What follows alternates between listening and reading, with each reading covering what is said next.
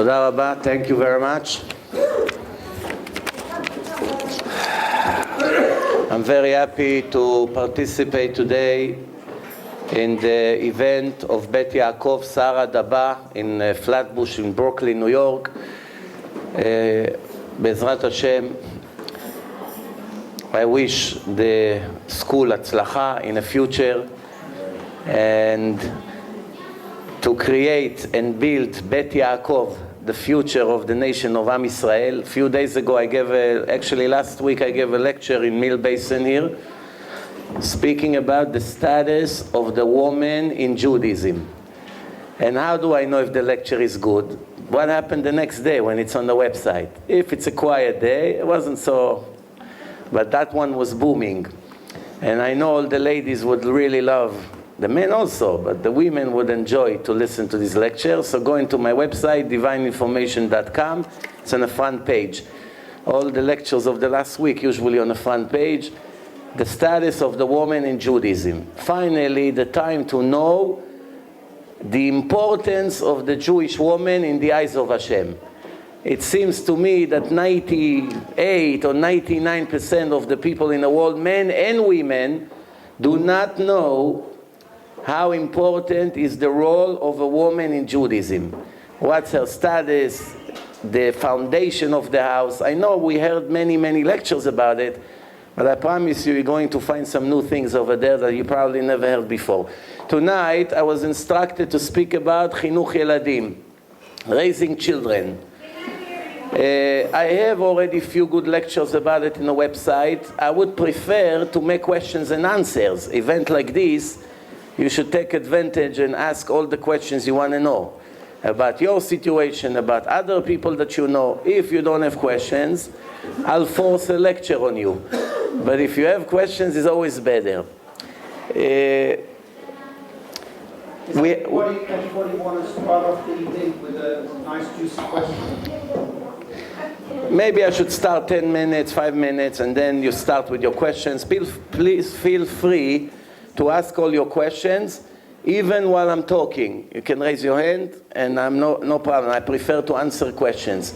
We're living today in days that is the hardest days to raise children in history. Nowhere in history it's been harder than this generation to raise children. One of the reasons is because the world have such a tremendous change in the last 20, 30 years that we started to lose some of the control that was automatically in the hand of every parent for thousands of years. We find today that the children in this generation are much more independent than what they used to be in previous generations. It's true that they are much more childish and they are much more into things that in the previous generation nobody had time to waste on. But at the same time, they're very connected, very independent, with all kinds of social networks such as Facebook and internet and emails. They're all connected, they help each other, and unfortunately, sometimes the ones who pay the price are the parents. They educate each other what to do, how to do, and to do certain things that the parents not exactly delighted that they're doing. Today, some of the things that the Gemara speaks about today, unfortunately, will not apply anymore to the way we raise our children. And let me give one example what I mean. In a previous generation, the boy knew, or the girl, they knew that the father in a house could be very strict and even patch sometimes. The Torah say, Chosech shifto soneh bno. If your son never got a patch from you, that means you don't love him. You got to be strict with him. He has to know that you are the authority in the house, and if he play games, he's going to pay. This was very good until 20, 30 years ago, maybe 15 years ago, that's it. Today,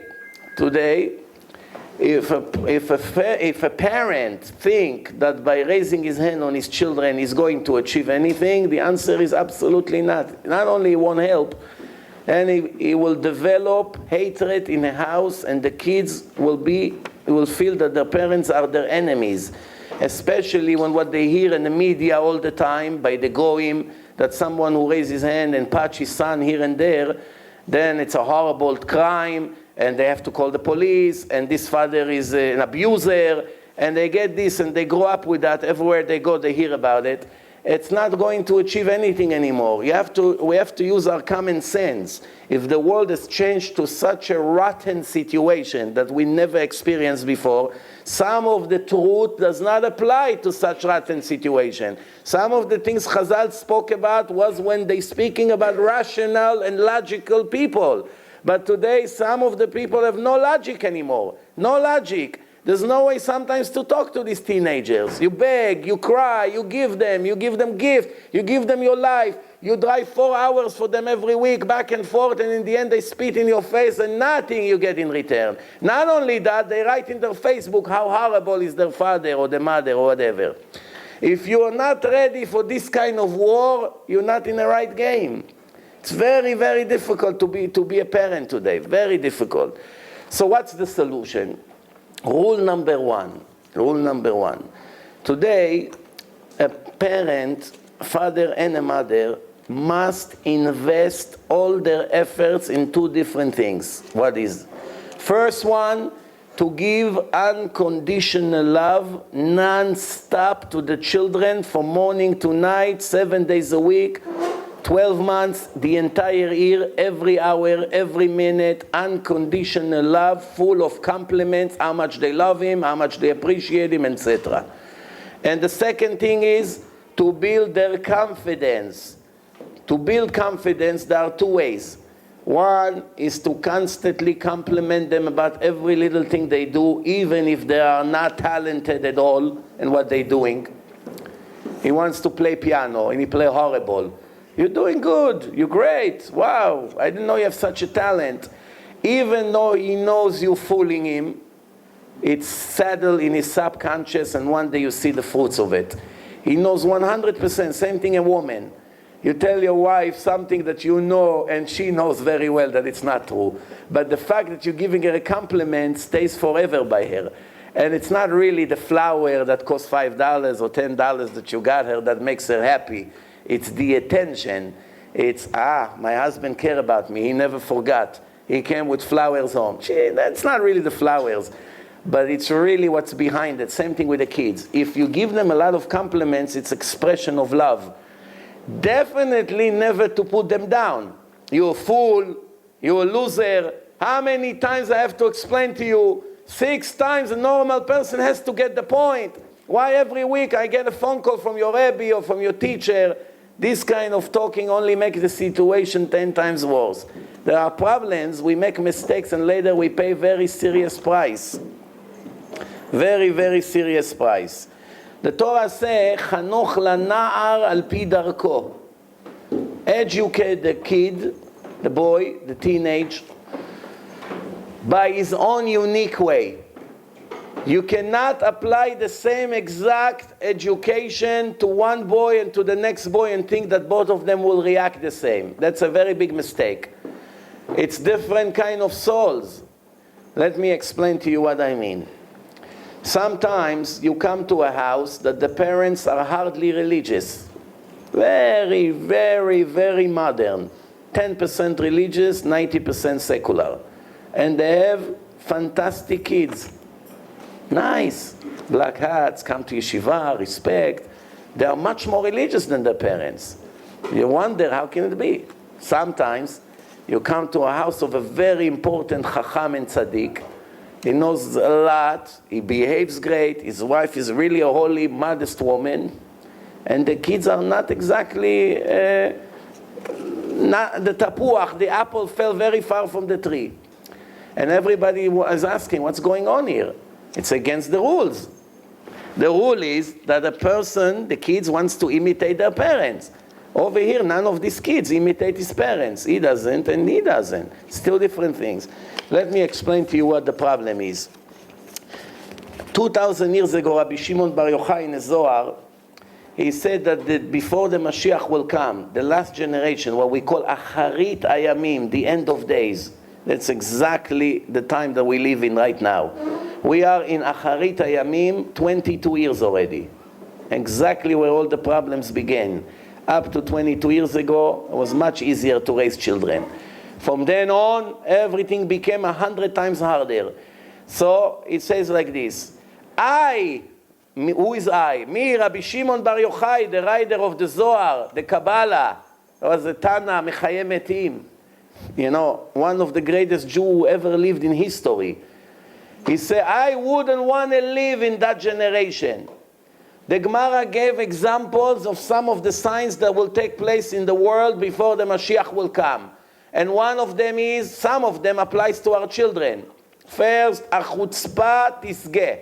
The chutzpah, arrogance, will rise to the highest level in history.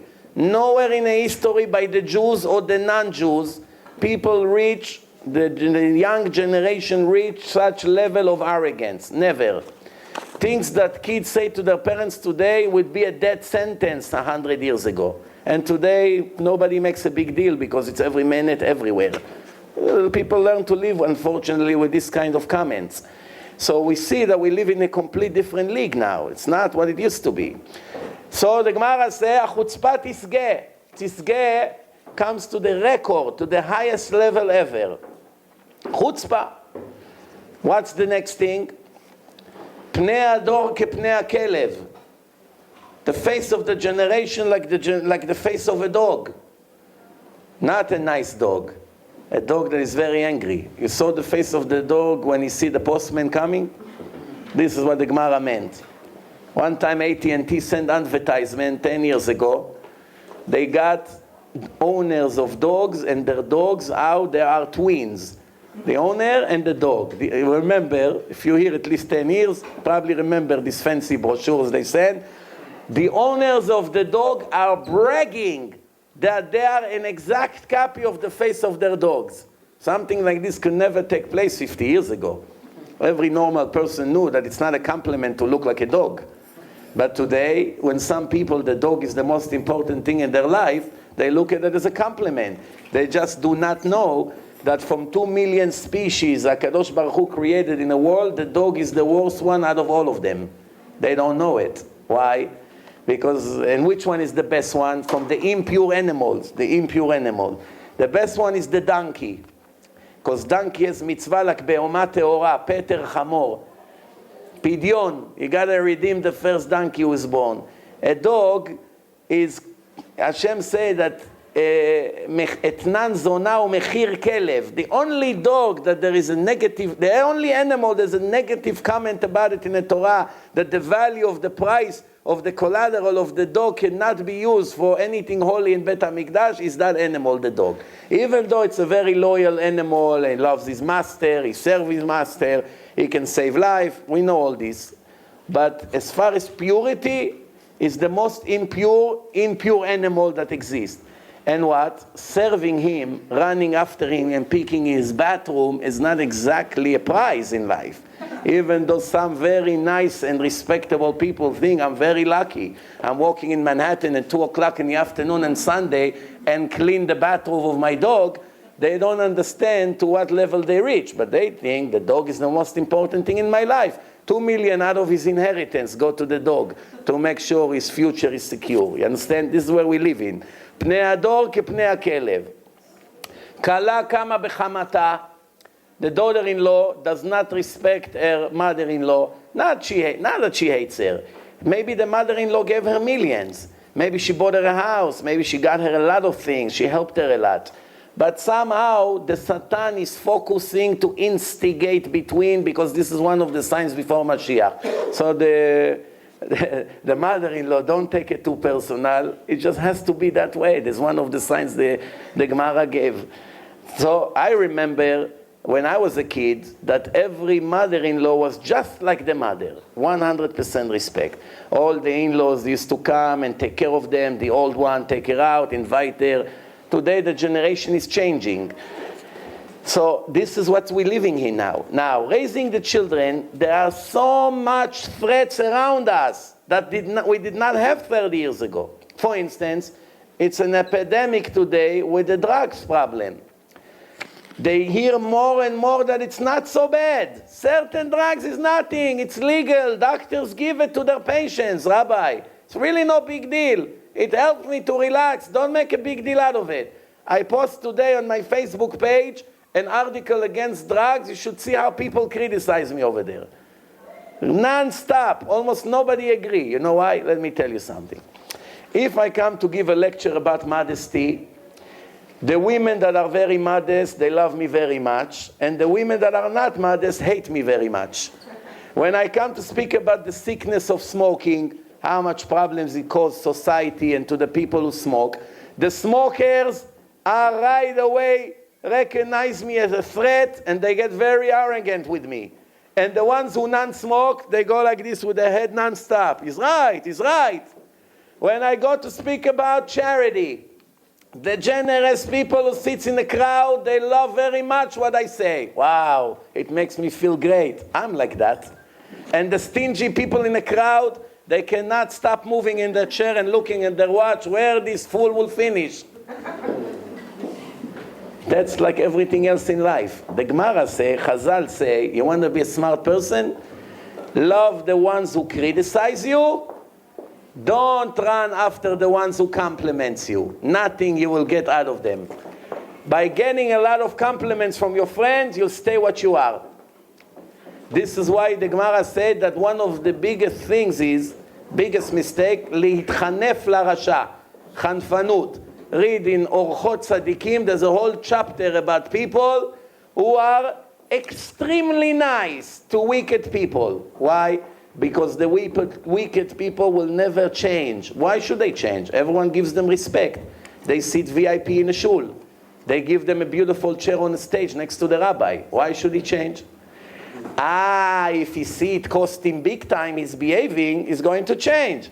But if everyone bow down to him just because he give few dollars here and there, of course he's never going to change. But when someone come and tell him the truth, that could make a change. So, one more problems that we have today. In a previous generation, schools used to focus a lot on chinuch, not only passing information. Most of the schools today in the world, with some exceptions, Baruch Hashem, we have some excellent schools, most of them passing a lot more information than educating the children how to be human being. What's the difference between teaching to educating? Is a huge difference. What's more important? That the boy will not know so much Gemara and Torah, but will be a mensch, will have manners, will talk nice to every person, will respect everyone, will be generous, will be Baal Chesed, will be loyal, will be grateful, will be, will always do the right things. And whenever he's not home, you're nothing to worry about. And when he's home, he's always going to do the right thing. And when he's going to people to stay by them for Shabbos, you don't have to worry what's going to be Sunday. What did he do? Did he fix his bed? Did not? When he sits on the table, did he clean his nose and everybody heard the elephant noise that he's making over there while he's eating? Is this what he did or not? Is he arrogant or not? Is he a modest person or not? Or going around, I don't want to say like what. What's more important? Someone that is decent and good, but not such a big chacham, or someone that knows a lot, but behave Hashem Yerachem? What's more important? People forgot the most important values in life. It's 1 billion times better that even he won't know how to read Gemara all his life, but he will be a fantastic human being, Baal Chesed, not a thief, not a liar, not a crook, and will have strong emunah in Hashem, better than to know so much, and thanks to his Torah will be even more arrogant than before. The Torah, Zacha na'aset lo sam chaim, lo zacha na'aset lo sam hamavet. If a person has the merit, the Torah is the drug of life to him. It's reviving him all the time. If not, chas v'shalom, it's poison. How the Torah can be poison for a person? How can it be?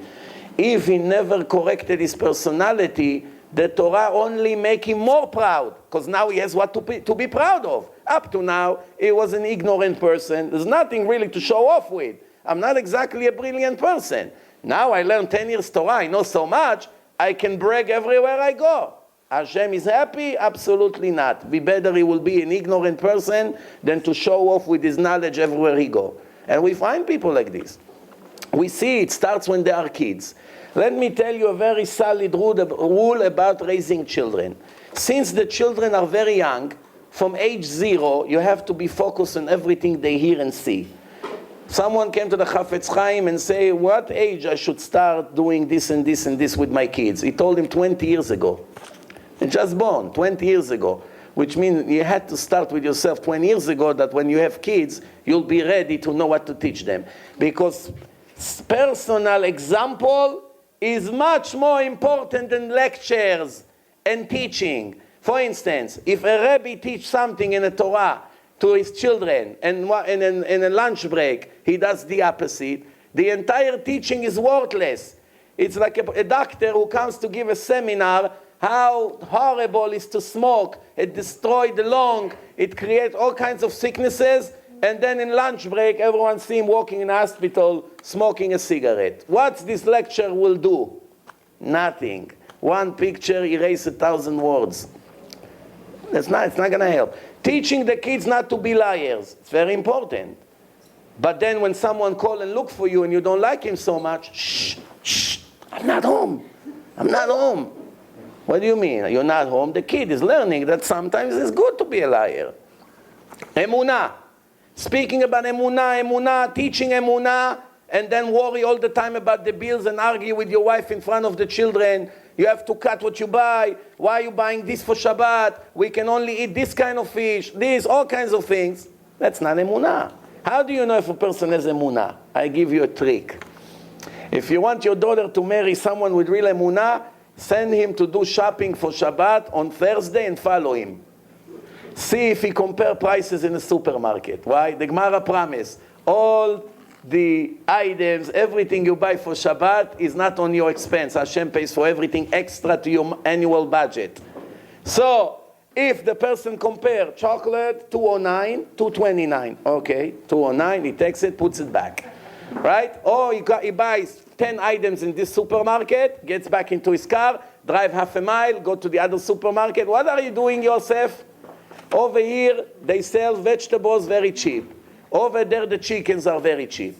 Over there, the fish, always 50% off. He now knows everything in town. When did he have time to learn all this? What kind of Baal Emunah is this? Many people who save on food forgot one thing. The Gemara didn't say the salary of a person is determined from Rosh Hashanah to Rosh Hashanah. No. Mezonotav shel Adam.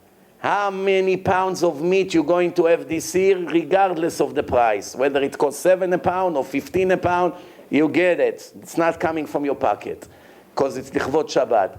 Mezonotav means food and clothing and all your personal needs, you and your children, by pound, not by money. Which means if a pound of meat costs average today $10, and tomorrow something will happen in the world, another mad cow disease and who knows what, and it's going to be $50 a pound, you're still going to get the same amount of pounds. Don't worry about it. Hashem will add an extra 10,000 to your budget.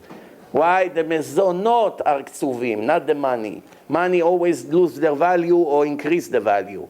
The dollar go up, dollar go down. The avrechim in Israel, it can be within 1 month to the other, 10% decrease on their income. The dollar go up, it goes down. Now it's on the way up. It used to be, 340, now it's 386. It's a big difference, 15%. To an avrech in Israel, it's life risk. But don't worry, Hashem adds extra. Whatever you need, you need. It goes up and down, everything is calculated. So one of the rules when it comes to the children, you have to be strict only on the right things. Not everything requires a strict reaction. For instance, if a boy jumped on a $10,000 glass and broke it, very painful, right? Fancy table, wow, thick like this with marble, broke it. You have to give him a punishment? No. You can talk to him in a nice way, don't give him a punishment. Why? Up to 6 years old is considered like a monkey. Whatever he does, do not be surprised. If you have a monkey, you bought a monkey from the Bronx Zoo, and you put him in your house and he broke the chandelier. You punish the monkey? You understand he doesn't understand. But if the kid, 3, 4, 5, 6, doesn't matter, is lying, you got to make a huge deal out of it. What's the difference between breaking a $10,000 table to lying one little lie? Breaking the table with or without your education will go away. Soon he's going to be 10 years old. He won't jump on tables. Don't worry. He knows that it's not permitted. He'll find out. Lying, you don't stop it now when he's 3. When he's going to be 10, it's going to be 10 times worse. Same thing stealing. He comes to the supermarket and he stole something, a candy. He has strong desire for candy like most kids. So what do? You find out on the way to the car in a parking lot that he has a candy that he took without permission. But you're a businessman, you're very busy. You have an appointment soon. So I'd say, oh, next time don't do it. You got it? That's not education.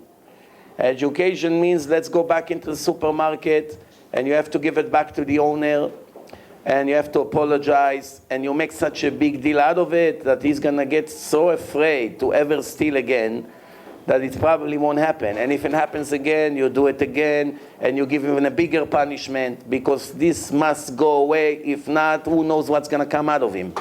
So certain things you must stop before they develop to a monster problem.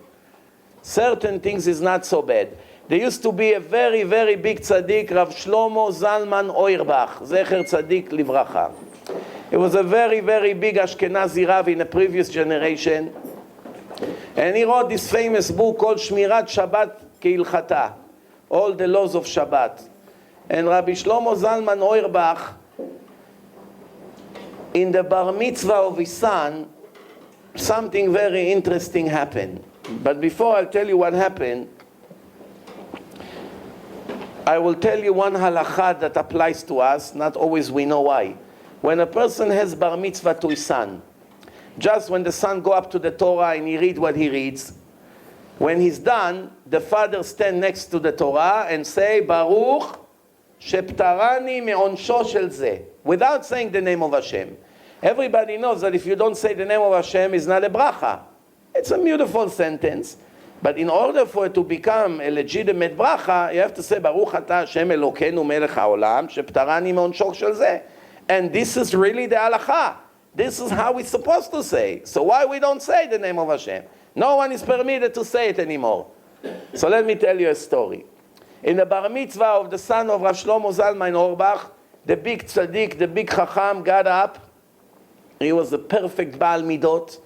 And he said, Baruch atah Hashem Elokeinu melech haolam, sheptarani me'onsho shel zeh. And everyone was shocked, include all the rabbis there. Rabbi, bracha levatala. You mentioned the name of Hashem. Nobody may say the name of Hashem for this bracha. Wow, you're surprising us. So he gave a speech. Listen good to his speech. The speech is amazing. It's also very scary if you're clever. If you're clever, it will scare you. If not, no. So you have a smile. This is what it says. He says, you know why we're not allowed to say the name of Hashem? Because we are saying now to Hashem, bless you that brought me to this moment that I'm not liable anymore to my son's sins. It's him, 100% him. I'm not a partner to it anymore. What kind of father in our days? This was 30 years ago, something like that.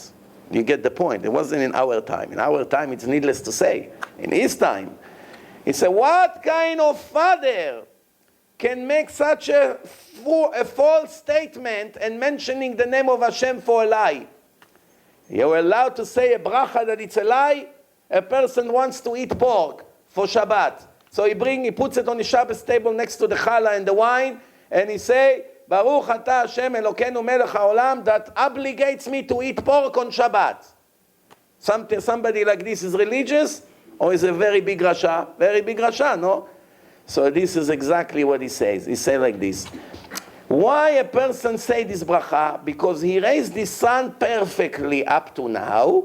From now on, I'm not your boss anymore. That's it. You can get married tomorrow. You can go get a job. In the old days, people got married in these ages. Ask your grandmothers what age they got married. Go to your grandmothers, ask them what age they got married. 12 in Iran, in Syria, in Lebanon, 12, Iraq, 12, 13, 14, 17 was a grandma already. That's how it was. Today, 13 years old, today, it's like 5 years old 100 years ago. If you read in the books of the Chachamim, of the Poskim, kids age 13, what they used to do, some of them were big rabbis, age 18, sitting in a bed din. Look at Chacham Ovadia Yosef. In his 20s, he was already a giant Chacham. How many people age 20 in the world are reaching 1% of his knowledge? The world is different. So what happened over here?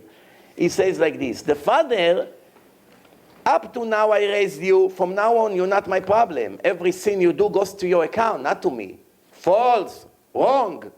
If you pushed him television, newspapers, sport, commercials, love for material, you're praising the rich people instead of the chachamim, you always talk about cars and jewelry and this and vacation, you pushed it to the boy non-stop, automatically his love to Hashem, it's all a show. Inside it's all rotten and empty. Every sin is going to do, not to talk about sending him to public school, I'm not even mentioning it. Every sin is going to do for the rest of his life, you have a share in that sin, my friend, my dear father. That's why you cannot make this bracha with the name of Hashem. You're lying. Hashem did not dismiss you from the punishment of this boy. How can you say such declaration? But I, who's I? Shlomo Zalman Auerbach, Zecher Tzadik Livracha. I know I did not make one mistake in raising this boy. That's why I can say the name of Hashem. I get goosebumps. I say this story already 10 times already. It's not the first time. And every time I remember it, I get chill all over my body. A person in almost our generation that knew, I know. I'm not worried to say the name of Hashem. Remember, to say the name of Hashem with no reason, it's a violation of the 10 Commandments. It's a serious violation. 10 Commandments. It's not just another, I forgot to do my machronim. This is a very serious violation. Ki nakeh lo yinakeh. It's very difficult to make tshuva for this, just mentioning the name of Hashem whenever you feel like. And he got up and he said it. One more thing he said in the funeral of his wife. When they're burying his wife, in front of thousands of people, he said to his wife, you and I know that I don't even have one reason to ask you for mechila. The entire life that we lived together, probably 50 years of marriage, something like that, we did not hurt each other once. Anybody here can raise his hand and say, it's also by me like this, one day. Not 50 years. One day that I did not upset my husband, and he never upset me, or embarrassed me, or he gave me always the right attention that I need. Come on. 50 years, not one time I offended you, I hurt you, or something like that, and you never did anything to me? I don't have to ask you for mechila? It's the last chance to ask for mechila. I never did anything wrong, 100%. Let's talk about some of the most current problems that we have today. Many kids are off the derech, unfortunately. One of the reasons here, they have access to the Facebook, they have cell phones, and they're starting to see things that they never raised with. Nobody ever raised them in the right way 100%, and now they're exposed to many things that the street have to offer. The yeshiva does a great job. They warn, they teach, but the parents do what they do. And they give them this luxury, and later they pay the price because the boy is not interested to learn Gemara anymore. What do you want from him? He see all these sports, all these infatuations, all these desires, all this addiction to material, and now you come and tell him learn Gemara from 2,000 years ago, Abaye say or Rava say. What does he care about this now? He wants these things that he see by his parents, by his cousins. It's impossible. It's a very serious problem.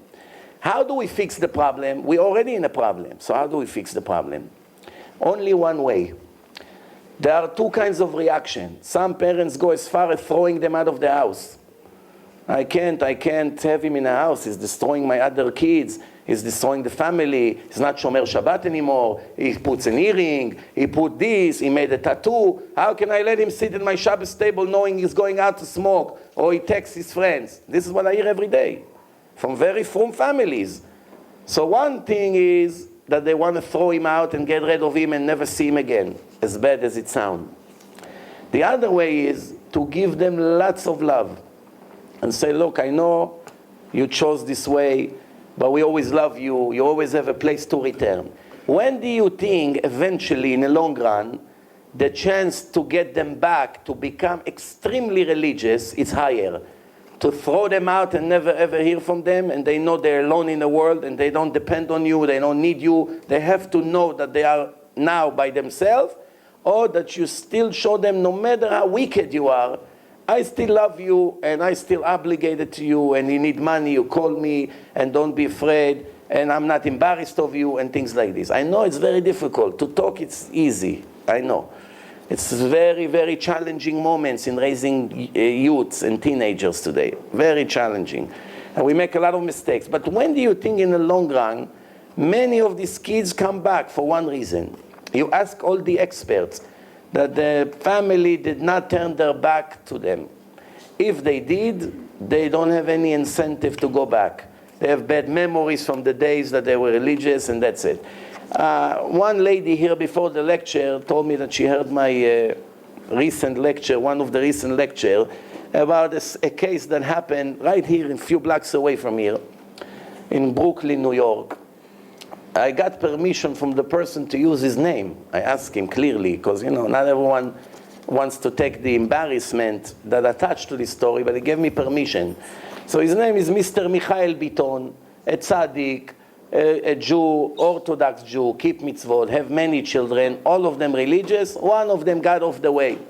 Like it happens to the best families, unfortunately. It happens to Yitzchak Avinu. Yeah, Esav. So what happened? The boy is off the way. I don't want to describe too much some of his things that he does, but real off the way. Let's put it that way. And then now he's 21 years old, he lives in his father's house, he's not Shomer Shabbos, needless to say, no respect, doing laundry in the house, watching computer. In his parents' house, they're ultra-Orthodox. His father has a very long beard, he's very serious, he's connected to Torah. Okay, so now it's very, very heartbreaking situation.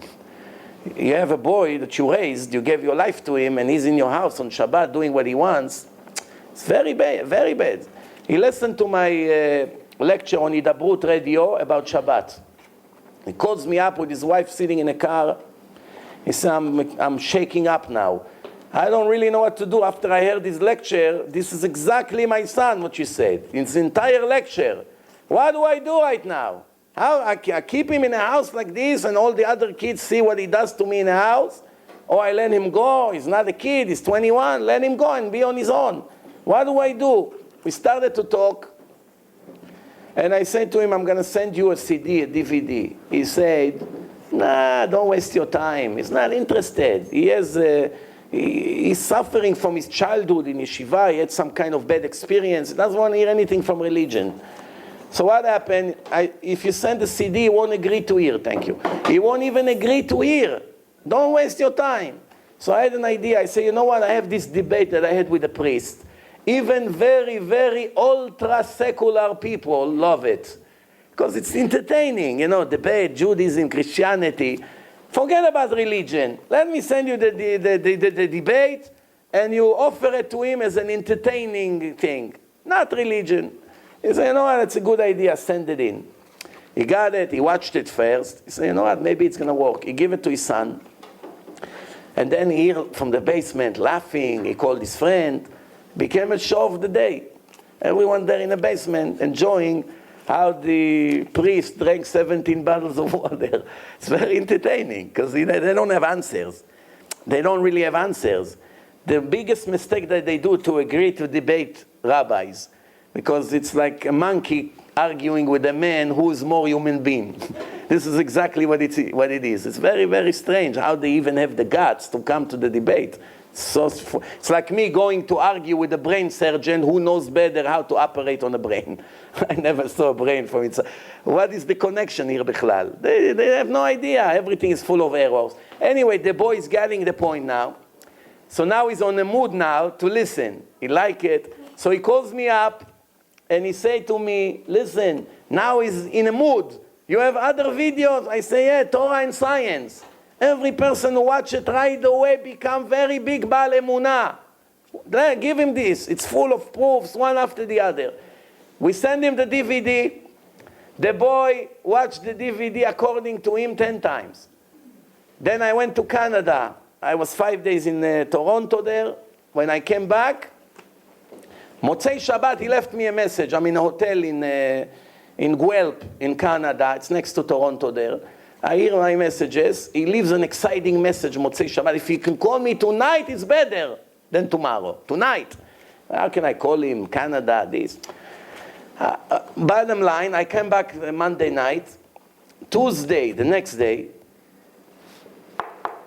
6 o'clock in the evening, he knocks on my door. I'm getting ready to leave to my lecture. My son comes and says, Abba, tzedakah. You see, someone with beard, black hat, in the door. What does he know? Tzedakah. He doesn't recognize him. I said, okay, let me go, tzedakah. I come to the door. I see him. He said, no, not tzedakah. I am Biton. Grab my hand, tears, kissing. I said, come, let's go to the learning room. He comes into the room. You have no idea what happened. The boy watched the DVD. This Shabbat he kept fully. Couldn't talk to him about religion. He hates it so much. So anti. He kept it fully. Today he tells me, take me to Eichler's. So what do you have to buy there? He said, don't ask questions. Take me to Eichler. Bought tzitzit, bought tehillim. I said to him, I'm on my way to Brooklyn. That was last week that he came to. I'm on my way to Brooklyn. Maybe you bring him to the lecture. He said, no, he has to be very early in the Bronx tomorrow. But let's put him on the phone. I spoke to the boy on the phone. I said, I don't know if I can come. I have to sleep early.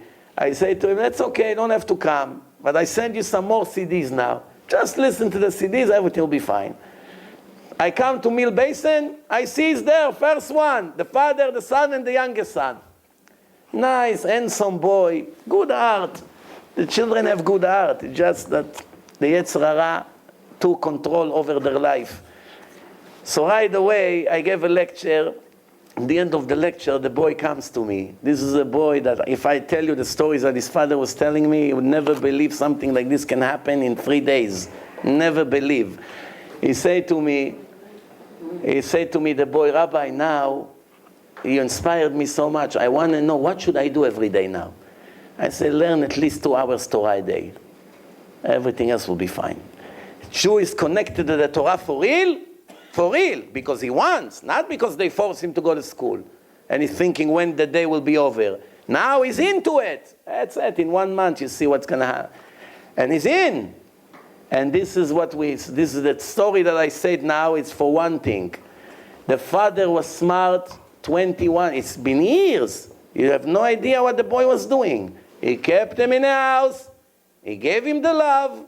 He helped him. He supported him. He said the amount of money that boy cost him, you don't want to hear. And in the end, he did not resent him. And you see that even though there was a very big opposites, the father and the son, you see the harmony and the love between them. How many people that the kids went off the derech can say that they love them? If you hear the things that some kids change their last name. On their Facebook, they put a different name. They ask you, what do you do? I don't want my parents' name. That's how much they hate them. Why? Because you have to understand, they're not understanding the Torah like some of you understand. They went to school, everything they were fed, they have doubts, they're afraid to ask in yeshiva about their doubts, because if they're going to ask, how do I know that Moshe and Hashem spoke? How do I know? You told me that. My grandfather, my Rabbi told me, but I'm not sure about this only. And now I have much better life, supposedly. And he has doubts, and he's afraid to ask, because they're going to say to him, hey, you're a pikors in yeshiva. Like Rabbi Sapperman is a very, very big expert in raising children. And he's from Toronto. And he makes seminars for rabbis to teach them how to educate kids. And he told me, if you hear when I go to the schools, I tell the rabbis, go out of the school, go out of the class for 10 minutes. And when I say now we are by ourselves, the rabbi is not here. Tell me what's your problem. 17, 18 years old, they ask if God exists. They learn Gemara for 4 or 5 years, and they ask if God exists, if they really receive the Torah. This is one of our failures in life, because you have to establish strong foundation to the kids, always to show them proofs that, because today, the Yetzer Hara, the Satan is very powerful. There's so much offers on the street. 30, 40 years ago, what did you have? No cell phone, no television, black and white, they came out, everyone was excited. There's no computer, no all these devices, there's nothing. Today, you cannot make one step without 5,000 options. You want to compete with learning and being into the Torah and what the streets has to offer? So there's only one solution. Just love and love and love, and in the end they come back. Otherwise you lose them, that's it, the game is over. Of course, a lot of tefillot, lots of tears. You don't cry, nothing comes. Nothing comes without crying today. Sha'arei dim'a lo ninalu. The Gemara say after the destruction of the second temple, all the gates in heaven are locked, except one gate. Sha'arei dim'a lo ninalu. They're always open, the gates of tears. Crying, it's direct and immediate effect on your life. One big Chacham asked, why you call it a gate in that case if it was never even locked once? A door that is always open, it's not really a gate. It's an entrance. It's not a gate. Gate is something that gets locked and open every day, no every week. The answer is, to some people it is locked. To some people it's always open. Depends. Depend what you cry for. If you cry for nonsense, Hashem locked the gate. I don't want to hear this nonsense anymore. There are many psukim in the Nevi'im that Hashem say, Hogatem oti bedivrechem. You made me sick and tired from your nonsense words and requests. Instead of crying for the real things, you're only crying for nonsense. For instance, I always say, if you take a detector and connect it to people's brains, and the computer will display what people think while they're praying, what do you think will be the most popular word on the screen? Parnasa, parnasa, parnasa. 500 words parnasa, 2-3 words health, children, Talmidei Chachamim, parnasa, parnasa. $300 million, yes, is crying, parnasa, Hashem, business is slow. What's going on here? Fine, someone doesn't have food for tomorrow morning. I understand, he cries for parnasa. I meet such wealthy people, the first thing they come to cry to me about is their parnasa. And if you look at their children, how they are with the drugs and the things that are happening, how they look, you see right away. And what is he crying about? Business, Rabbi, I had to close a big business, my partner stole from me. That's what's the main thing in his life.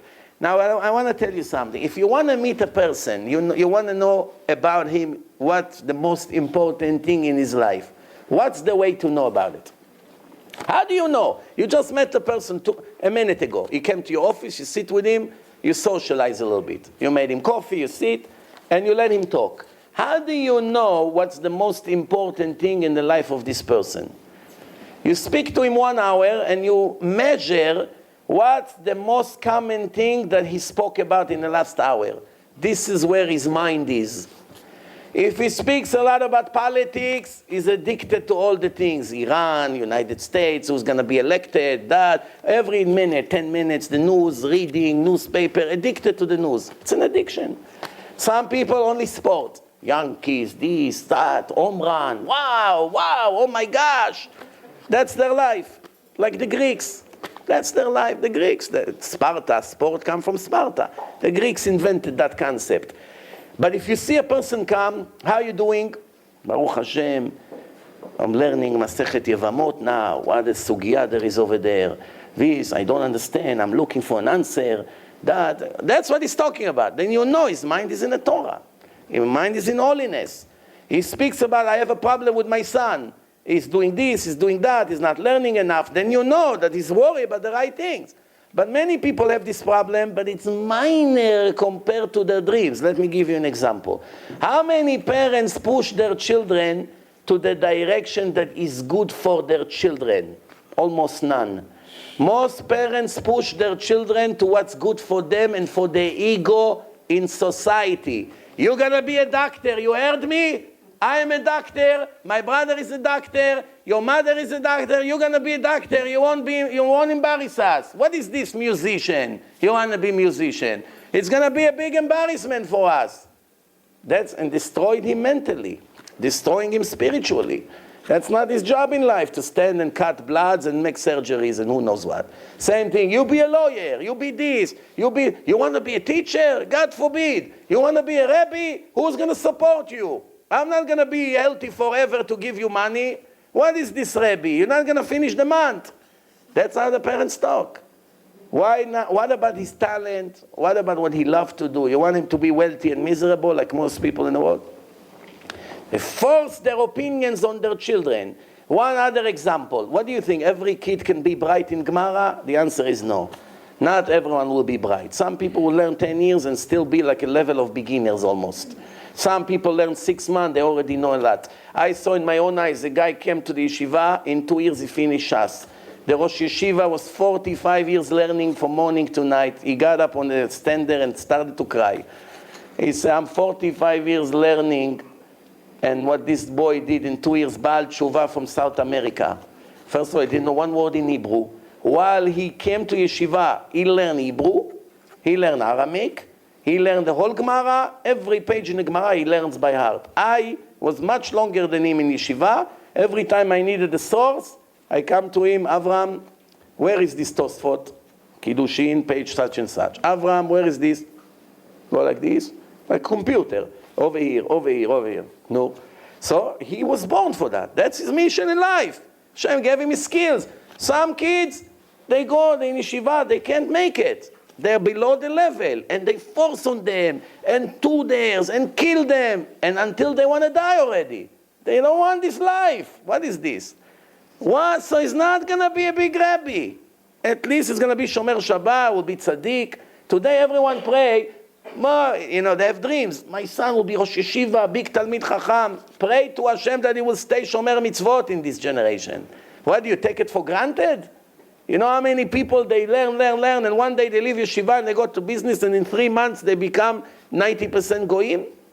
You see them, the yarmulke became like a quarter, jeans, halls, boots, like the gondolas of Venice.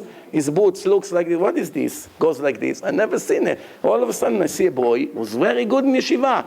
His boots goes all the way up like this, very, very sharp. So what's this? Say, Rabbi, you old fashioned. It's the new style now. This is a kid who learned Torah 10 years. How much we have to cry to Hashem, Now remember, Yad Yamin always mekarevet, right hand. Right, left arm, left hand, pushing, which means, yes, you don't let them do whatever they want. One of the mistakes that parents do is becoming friendly with their kids. Too much friends, buddies, then they lose the respect to you. If you his buddy, too much buddies, you're one of his friends from high school. You have to be his authority. You got to give him unconditional love, yes, but as a father to a son, as a mother to a son. We're not friends. Today, most parents are the servants of their children. Come pick me up, take me here, take me to gym, take me there, take me to college, take me here, take me to yeshiva, get me back, lunch break, I need to buy shoes. Half of the day, the mother is driving her sons. Flatbush, to Borough Park, take me to Mill Basin, take me over here, I have a party. In the previous generation, children served their parents. Today, the parents serve their children. That's really where the problem begins. If the kids, already since they're young, you spoil them so much, you run for them, you serve them non-stop, and only receive, what do you expect from them when they're 16? They got used to receive. They don't want to give. They don't want to give for their own life, for their own wives. Do you know the divorce rate today? If I tell you how the divorce rate in the last 10 years, you won't believe it's possible. Hundreds of percent rising. Hundreds of percent. 10 times more, 15 times more, divorce rate. Almost every young couple today get divorced within 4 years. Why is it? Not enough emunah, not enough love for Hashem, a strong addiction to money and material that destroyed everything in life, and of course the marriage. And they are marrying for the wrong reason. Family to family. Who cares now, family? They belong to each other, the boy and the girl. 2 important families. But they're not a match. What's going on here? This is not a match. There's a lot of bad advices out there. No. Or sometimes I say to them, don't worry, the love will come later. It's important. We know the family from Syria. We grew up together. What does it have to do with the shidduch? It's not the right neshama. All kinds of mistakes that we do that later we pay the price. I know my time is running out, and I really want you to ask me some questions, and I want to give you time for questions. But one last... Anybody who wants to Yeah. ask Rabbi some questions? Yes, now please, now take advantage on time.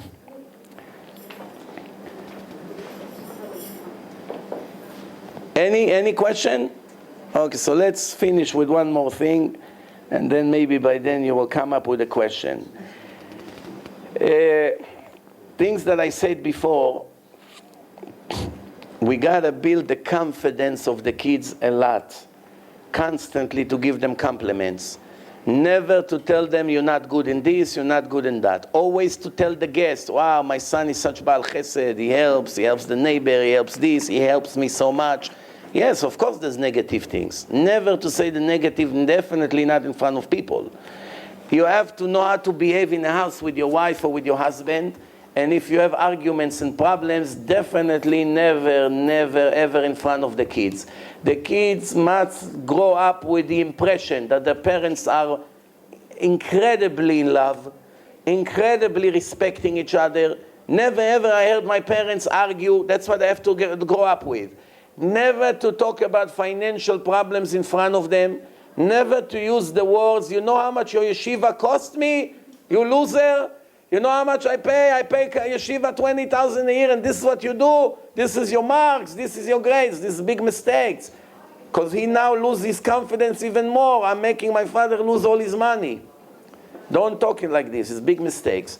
You should say, I'm honored that Hashem give me money that I send you to such good yeshiva.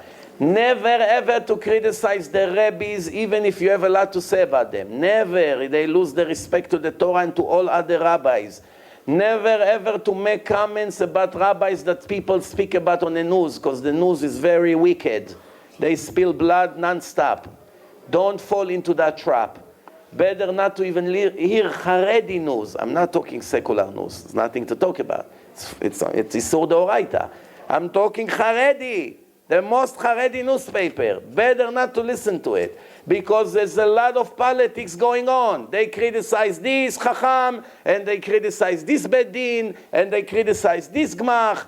What do you need to bring these things in your house? You have to show them since the day they're young that the rabbis are the most important people in the world. And even, unfortunately, there are negative things that are happening in the world. They should never be heard in your house. Because if they're going to hear about these things in the house, you lose them right there. So, if the rabbis are like this, what are you telling me to be like this? If the rabbis are like this, finish. You have nothing to answer. He learns Torah all his life, and he did that, and now you're telling me that I'm wrong? Yes. How do you deal with that? Because a lot of times things is going on in the community, and this rabbi did this and that, and the kids hear about it, and they lose their respect. How do you deal with it? Not everything you can deal with. Some battles are lost before they started. You cannot have control what your kids hear on the bus. They send them to good yeshiva, maybe the yeshiva is perfect, but then something happened on the street, in a store, in places, in wedding, they hear it from a cousin, from someone. There's not always control. The things that we have no control, the only answer to it is to cry to Hashem with broken heart to save us from all these threats. Because there's plenty of threats out there that not always we can do. So you can raise your son, you can close him. One person told me, my brother in Bnei Brak, his kids do not go out of the house one time until they get married. He raised them and locked them in a house. He doesn't let them go one block in Bnei Brak. If it's good or not, we can argue. But we understand where he comes from. What does he say? I'm going to invest all my life in their education, teaching them Torah, send them to the best yeshiva, and in the end they're going to go here on Bnei Brak and meet all these pushtakim, and all my efforts will go down the drain. So what's the point? So I better always watch them and supervise them. Not always he can help. Some people need some freedom, some air, some to be out, to express themselves, some sports, to run, to do certain things. You lock them in. One day when they go up, they become big monsters. We see today some of the rotten apples of the religious education, what they do on the street. Speeding on not modest women, speeding at girls, burning, violence, beating up religious rabbis because they don't have the same opinion, all kinds of things. Look what's happening. Why is it? They got the wrong education. Sometimes I have people that call me, they from birth. And then they say, you know what, I was already pretending I'm religious for the respect of my parents for the last 5 or 10 years. And finally, Baruch Hashem, I came to this CD, and I started to listen to the lecture on a website, and where I grew up, I don't want to say names, but where I grew up, in that community, they don't allow this kind of musar. They say, we don't want to make you think too much. We don't give you these options of Ramchal or other things like this, or certain things that the Rambam say. So what happened now? Now it all makes sense to me. Now I'm beginning to love religion.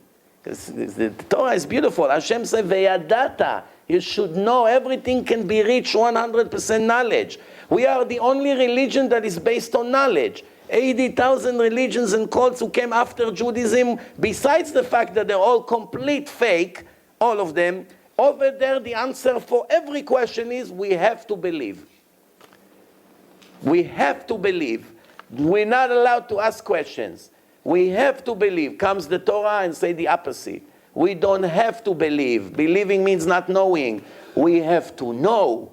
And how do we know? Hashem gave us all the tools inside the Torah to know 100%. That's why the Torah says, Veyadata hayom.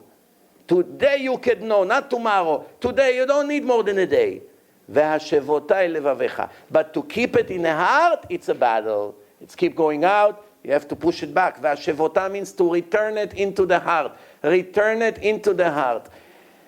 One more thing, and we'll finish with that. Don't bring your business home. If you're a businessman, if you're a psychologist and you have all kinds of emergency and people call you in the after hours, you're thinking it's emergency. No. Your children is more emergency.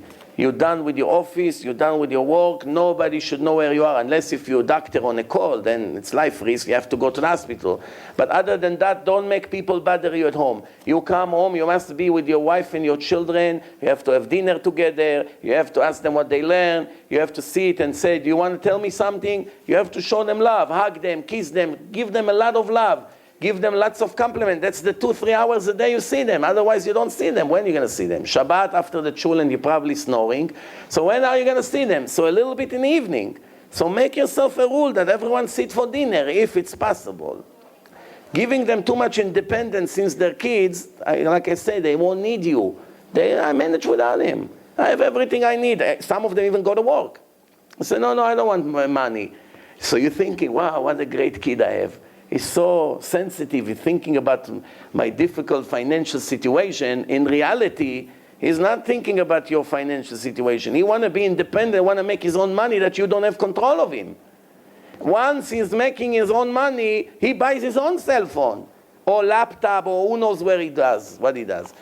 Don't tell me what to do. Why? I'm a man. I'm 13, but I'm working. I'm making my own money. I work after yeshiva. I go work somewhere. It's not always good. Also in the summertime, you think, oh, let him go work, prepare him for life. There's good about it, there's bad about it. You should know one thing. One kid came to his father to show him the homework. And the father said, don't you see I'm busy? I'm very busy. Come back in 10 minutes. He came again, and he came again, and every day is like this. He never look at his test. He never look at what he wants to say. He never have patience for his kid. One time the kid came and he got angry and said, don't you see I'm busy? Don't be annoying. And then 5 minutes later, the father is on the phone, he gets a phone call, he looks at the number, he doesn't recognize the number, it's all done. He goes to the other line, he say, yes, can I help you? He say, Abba, who is this? Moishi, where are you? I'm calling you from the neighbors across the street. You were just here a minute ago. So why you went to the neighbor to call me? He said, I realized the only way to speak to you is to call you on the phone. That father got his message at least. said, no, come, quick, come, bring your papers, come. He started to cry. He said, wow, what am I doing? Destroying my own children. So that from that moment, no more business at home. Do you think he make less money? No. If you think you're going to do anything on the expense of your wife and your children, you are dreaming. I will tell you what my cousin told me in the name of the biggest chacham in the world, Rav Ben Zion Abba Shaul, which was a very big tzaddik, very big mekubal, full of yisurim, an amazing person that lived in our generation who passed away about 12, 13 years ago. He was his rabbi, 12 years, day by day, night by night. So I went to Yerushalayim. My cousin is a very big chacham in Eretz Israel, very big chacham. And he was sitting in a car. I gave him a ride from the yeshiva to his house. It was around 10:30 at night. So he said to me, so you're in America, how many nights you go to give lectures? So I say to him, every night. I have lots of lecture. I don't know why. I put sometimes 2 a night. I don't know what to do. And he said, no, and how does it go? I said, Baruch Hashem, fantastic. Every night there's few new Baalei Tshuva. Baruch Hashem. And this was before I had an internet website. It was just who you see that night. Today, who you see that night is not a peanut compared to the amount of people who would see it tomorrow on the media. But those days were primitive days. So he said to me, you're making a very big mistake. I said, what mistake? He said that you're going to give lectures every night. It's too much. You have to be in a house. And I say to him, what do you mean? I'm dealing with saving souls. The Gemara says, "Matzil nefesh achat." What do you say? What, you want me now to not to do it? He said, no, you do it maximum twice a week. I said, what about the other 3 nights? He said, you're not allowed to go. You stay in the house. So I said to him, I can't accept such a thing. It doesn't make sense to me. He said, what do you think? I'm telling it to you in my name? This is what Chacham Ben Zion told me when I used to do the same mistake like you. He said to me, don't go and make Baalei Tshuva. It's not a mitzvah for you. Why? Because your wife is miserable at home. You cannot do big mitzvah on the expense of big sin towards your wife or your children. If you fulfill your obligations and they let you go with a full, comfortable heart, you can go, we're happy for what you do, that's a different story. But if not, you're not allowed to do it. Mitzvah ba ba'avira, I say. Don't do it. Because everything, Rabbi Chaim Vital say, everything you do for others and comes on the expense of your own home, not only that you have a very big sin between you and your wife and your children, you don't have any reward for what you do out there for people. Nothing, zero. Shocking. In the name of the biggest chacham. Say, only if you fulfill first your obligation. What did you sign on a ketubah? לפרנס, לכבד, להוקיר, לתת, well, you're never home. What kind of marriage is that? You understand? So this is a very big thing. Then I said to him, listen, I have a problem. My oldest son has problem reading. I think he was 6 or 7 years old at that time. He says that the Rabbi called me and he said that I have to get him a private tutor but he's a very smart kid. So I don't understand why he has problem reading. They think maybe he's dyslexic, he has problems, So he needs some help. So I asked the Rabbi, you have a tutor, somebody who can teach him? He said, yeah, we have someone who we work with. How much is going to be? $2,000 a month. I said, no, I'm not a businessman. I don't have businesses. I cannot afford, besides all the tuition, now another $2,000 a month. What am I going to do? I said to him. And he said to me, you don't need tutor, you don't need anything. You go back home, listen good, what raising children is all about. He said, go back to your son, take him with you to a park somewhere, quiet place. Put your hand around his shoulder and tell him, I want you to know one thing. I know they tell you in school, you don't read good, this, that. Doesn't matter. For me, you are perfect. I love you, you are my son. It doesn't matter if you be big chacham, if you know how to read. As far as I'm concerned, you won't know ever how to read, it's fine by me. Don't worry, don't have any pressure. I want you just to be a decent person, tzaddik, this is in your hand. If you don't know how to read, don't worry about it. Everything will be fine. Just that you know we love you no matter what, and never ever forget that, and that's it. And you'll see in a few days he's going to read perfect. I was thinking to myself, he's over-optimistic, this rabbi. But I never believed that it didn't even take a few days. One day took. After I told him that, it was one evening, not the next day, the following day, the Rabbi called. I gotta tell you something incredible happened today. I asked him to read in a class, usually always avoiding it. You know, he doesn't want, he pretend he doesn't know the page, something. Today, right away, he started to shoot like a machine gun, not one mistake. I never seen such a thing in my life. What? Just a few days ago, I couldn't read one sentence. It's all about confidence. The best athletes in life, the best basketball player, the best soccer player, the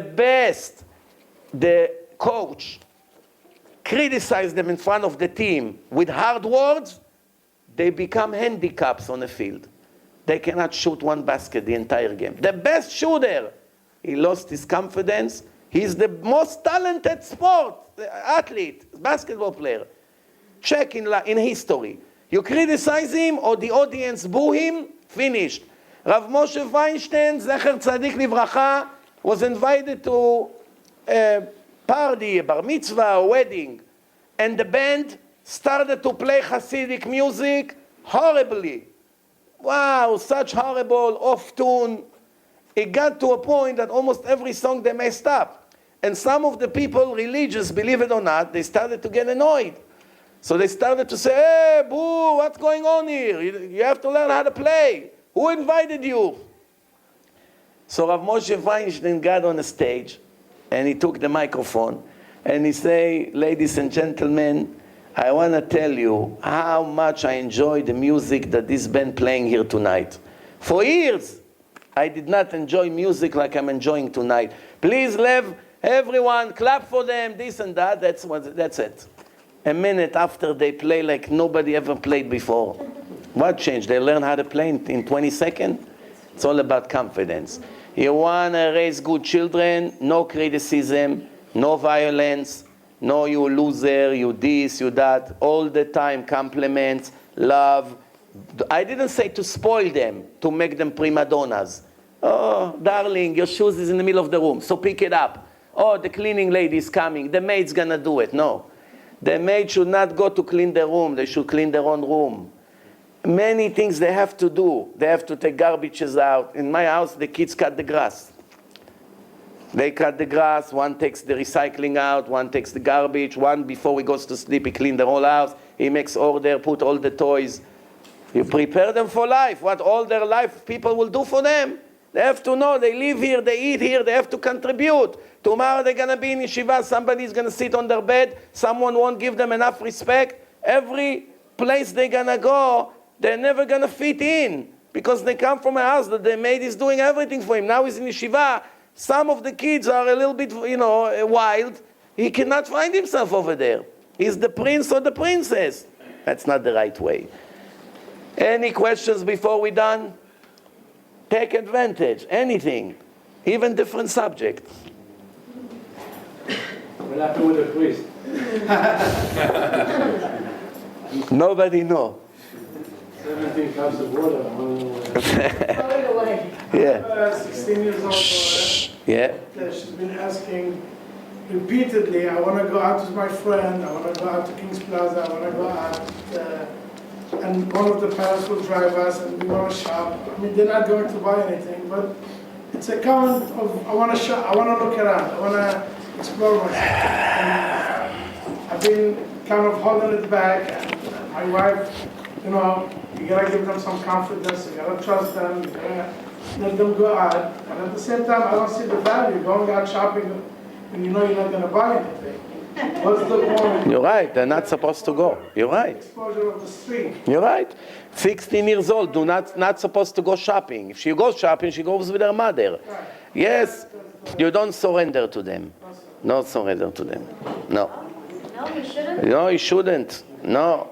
A religious girl from Bet Yaakov, what is she doing in King's Plaza in the mall when all the people go? First of all, it's not good to educate them that shopping is important. All the time shopping. I want to tell you something. We know a rich family that give us a lot of their clothes to give to poor people in Muncie. Half of the things they give us has the price tag on them. 800, 1,000, 500, 250. Top brand names. They just shop because of their emptiness. They're such shallow people, religious, such empty, that all they care about is to shop, to excite themselves with new things all the time. This is what we want our children to be. This is what HaKadosh Baruch Hu wants from us. Just because a person can afford it doesn't mean it's a positive thing to do. No. The money was given for different reasons, not to be addicted to materialism. Understand? So, but again, if you give them a beautiful preach and you're going to be addicted to materialism, every year a new car, this car is like this, I don't like it, it doesn't have the new thing, they came up with, this is all he hears on Shabbos with the guest. Ferrari, they invented the new things now, is this and this. You show them that this is what you care, that's what they're going to be. All the time they hear business, business, business, they want to be business, they don't want to learn. They hear Torah, Torah, Torah, they want to be Torah. They think, oh, Torah, it's important. I have a second issue that's coming around, and I told my daughter straight up front, no makeup, no nail polish, no high heels till Right. 18 years old. And till 18 years old. And on my older daughter, it worked very well. But I'm feeling that the society today, the friends are coming over, or they have a friend, they're really breaking these rules in their own home, but they bringing it in to my home, or coming to visit. Every family has this problem. First thing, you have to know who their friends is. Not everyone you have to approve, just because they live in the same neighborhood or go to the same school. That's number one. Number two, assume that it's a good kid, that normally is good, and sometimes they teach your daughter or son something not so good. So you have to explain a lot to them. I know your friend do it, but we don't do it. Here, I'll show you. This is not what Hashem wants. The opposite. Instead of following and imitating your friend, you should influence your friend to be better like you. That's what you have to do. Not fall after people. And lots of talking and lots of prayers. Lots of prayers and crying to Hashem. Without this, Sha'arei Dima, just the crying, the mother, the son, the father, cry to Hashem. Scream. Don't be embarrassed. If you're embarrassed to scream in a shul, you lock yourself in a room and scream with all your hearts to HaKadosh Baruch Hu with tears. One guy came to the shul, in the middle of the davening, he started like this, screaming, crying. This was a shul that they daven very quiet. Very quiet. You hardly hear, until the Baruch Hu, you don't hear a beep. Everyone whisper over there. All of a sudden, this guy comes. So one guy came to him, excuse me, you don't see that this is a different style of shul than what you used to? People here don't scream, they civilized. I didn't even talk about racism that we have among us in this. It's one of the hardest problems, but maybe on another time. But so he said to him, here we are civilized. Keep your screaming to your hometown or to the shul where you daven. Over here, please keep it quiet, you're disturbing me. So what do you think was the reaction of this guy? He gave him such a smack in his face. Pah! Oh, this guy didn't expect this. Oi! He said, tell me, why did you just scream? You just say no screaming in the shul. He said, you hurt me. He said, you see, when it hurts, you scream. I scream because it hurts. That's why I scream. I scream, it's not in my hand. It hurts, my heart is burning. For my son, for my daughter, for my parnasa, for my Torah, for my who knows what. For my shlom bayit, everyone with these problems. Almost every problem you name today, almost every family has. Whatever you shoot, I'll show it to you in every family, almost. Yes? I was going to ask you, kids, they love library books, especially Shabbat, They love what? Library books. They go to library. Library. Mostly kosher books. Yeah. And, they spend Shabbat and the rest of the week reading them, and they're very much into that. I want to ask your opinion on it. Very good. I tell you, everything I know in my life is thanks to private books I read, not from school. From school, I did not learn anything. Today, they have Google, so you can search everything you want and gets the information in a much easier way. In my days, you didn't have it. There's no computers when I was a kid. But I used to take from the library 1 or 2 books every day, and read it, even though it was nonsense book, but through this nonsense I learned a lot about life. If you get them kosher book that doesn't have Hashem Yirachem problems with modesty and kfira and things like this, you gotta be careful, because some books that supposedly have a kosher stamp, they are not kosher at all. You have to know. So if it's really kosher, then it's the best thing that can happen. I mean, it's non-Jewish authors, not everything's 100% kosher. Most of the non-Jewish books, 99.99% are not kosher. Once in a blue moon you find a Goyish book, even though it's general knowledge that it's kosher. I'll give you an example. Even if it's about science, they present facts that are wrong, that contradicts the Torah. They claim the world is billions of years old. They claim all kinds of things that is against the Torah. It's kfirah. Some of them say that we came from the monkey, all kinds of things. You gotta be careful. My children one time watched a tape about nature, and the guy was saying 300 million years ago, when the earth shifted from that side to that. So my kids made him a name. Hey, mommy, we want to watch Mr. Million. Why? Because we right away say, hey, that's a mistake. He's not saying the truth. And then I decided, say, you know what, too much of a risk. But since until today, they call him, that guy, Mr. Million. Right? Well, this is the thing they remember from that. So library goods are good or not good? They're good, depend if they're kosher. What? But library good from the yeshiva, from the school? No. From general? Jewish? Why not Jewish books? There's a lot of good Jewish books, a lot of them. My kids said that all the Jewish books are boring. You gotta be careful with that. You have time to read their books before you let them read. You know that this book describes romance between guys and girls from very young age. He loved her, she loved him, she smiled to him. Start to change the way of thinking about life. And then the daughter comes to you and says, I want to go, my friend has a friend, he has a birthday party, she invited me, and you don't know where it comes from. When you're going to yeshiva and you want to go to a boyfriend of your friend, she has a birthday, where does it come from? These books. You gotta be very careful. Yes? When I was younger, growing up, the men were trained to go to work, they got a profession, and the girls have the children. Today, the boys become Talmidei Chachamim, and some yeshivas pay them a stipend, and some don't. Then they get married, and they have their own children, and not every boy has an in-law or a parent that can. This is a problem I see. Do you have an answer to that? Yeah, well, I have to agree that not all the religious Jews meant to sit and learn after they get married all their life. Some people have to do other things in life. It's not a problem to let the children learn to make a living with some kind of things that they have, a talent. One can be sofer, one can be, maybe can play some music in parties and make some in weddings. It's not a problem. If they do it in a kosher way, it's no problem. I agree with you. Some of Just want to sit and learn. yeah, no, but if somebody wants to sit and learn, not because he wants his in-laws to support him, but he really wants to sit and learn, it's a crime to prevent from them to learn. Yes. People who don't learn and they pretend they learn because the in-law is going to support them for 5 years, it's a crime to let them go to learn. Because it's nonsense. They're not learning really. They're just taking advantage on someone. But someone who really likes to learn, or learn serious, come on time, and really loves the Torah, it's a very big crime to force him or to influence him to leave yeshiva to go to work. So then how does the family get supported? The same way like all the Jews are supported from the time of Avraham Avinu until today. Anybody starved to death? Nobody. Everything will be fine. We are not supporting our children. They do not make a living. It's all come from Hashem. If a person learns, כל המקבל על עצמו עול תורה, מעבירים ממנו עול דרך ארץ. Hashem will supply him with his needs, not with what his parents want him to have. With his needs, what he really needs to be a successful tzaddik and chacham. Thank you very much, Rabbi. Thank you for giving me the opportunity. Thank you very much.